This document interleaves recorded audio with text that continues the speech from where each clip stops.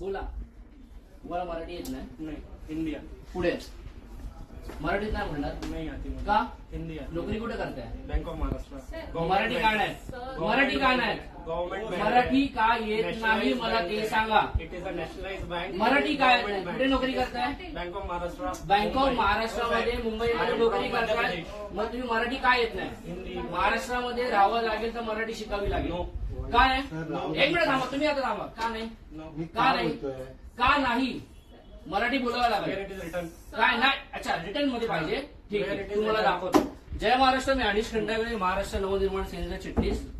मी आता bank of Maharashtra माहीममध्ये उभा आहे आणि हा जो माणूस आहे इथल्या एका आमच्या म्हणजे बँकेमधला कोणी व्यक्ती लोन घेण्यासाठी गेले होते, त्यांच्यावरती दादागिरी करतोय.